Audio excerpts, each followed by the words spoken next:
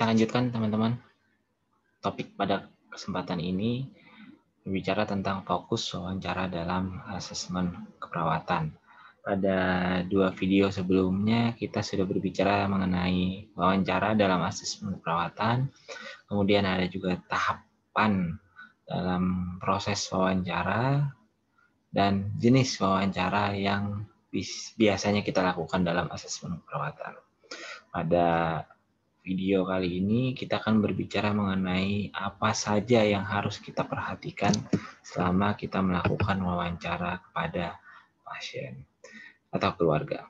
Tujuan pembelajaran pada kesempatan ini yaitu mengetahui terkait fokus wawancara dalam asesmen keperawatan. Nah, ada beberapa item di sini.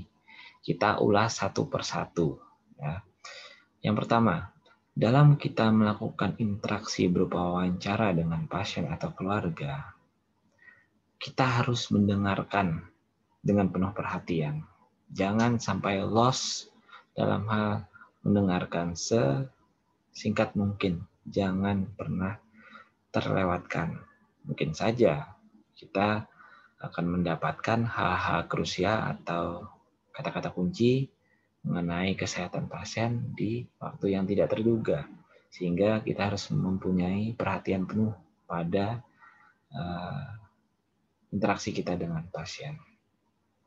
Sedikit-sedikit jelaskan bila perlu apa yang mau kita tahu pada pasien sehingga bisa memfokuskan kembali arah bicara kita ke pasien dan jawaban pasien ke kita. Kemudian kita harus bisa menanyakan keluhan yang paling dirasakan pasien. Karena bisa jadi keluhan pasien itu banyak yang akan disampaikannya. Namun kita harus mendapatkan kata kunci yang mana keluhan yang paling dirasakan oleh pasien. Kemudian menggunakan bahasa yang mudah dimengerti oleh pasien. Makanya di video sebelumnya saya jelaskan pada tahap prainteraksi sangat vital peranannya. Mengingat di tahap prainteraksi kita harus benar-benar memperhatikan siapa lawan berbicara kita. Bahasa apa yang dia gunakan dalam kesehariannya.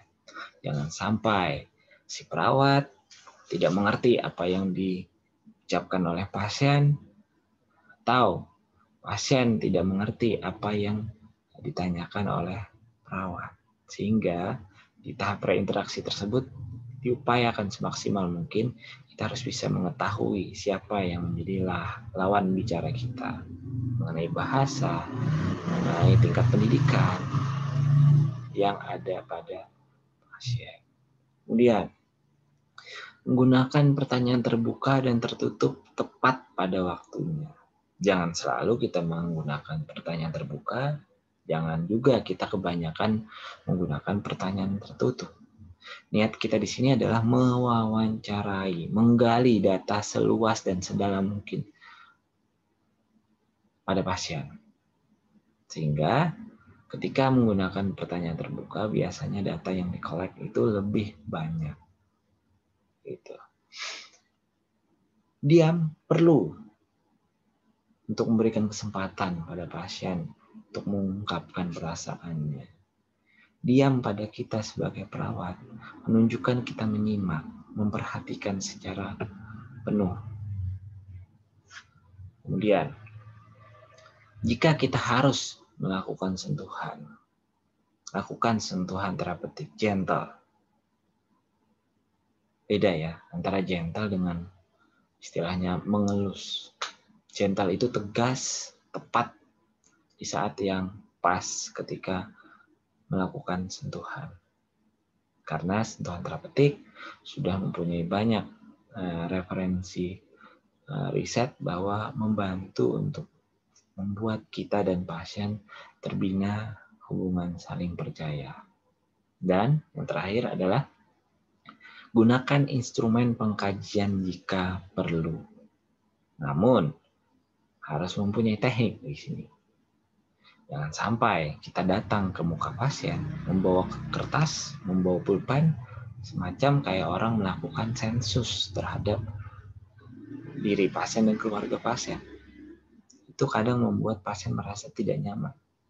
Penggunaan instrumen pengkajian di sini yang saya maksud adalah kita harus melakukan pengkajian terskema, terstruktur. Bagaimana cara melakukannya? Lagi-lagi, sebelum kita melakukan orientasi dan tahap kerja ke pasien dalam proses wawancara, di tahap preinteraksi, kita harus benar-benar mempelajari pasien kita ini pasien dengan kondisi apa, pengkajian apa atau instrumen apa yang akan kita pakai dan tanyakan kepada pasien. Harapannya item-item di instrumen pengkajian sudah secara garis besar kita hafalkan, sehingga datang kepada pasien kita lebih interaktif. Namun isi dan pola kita dalam wawancara sudah terstruktur dan sistematis sesuai dengan instrumen pengkajian yang kita baca sebelumnya. Nah, begitu tadi teman-teman sekalian terkait dengan fokus wawancara atau interview dengan pasien kita. Terima kasih, semoga video ini bermanfaat untuk semua. Sampai ketemu di video-video berikutnya.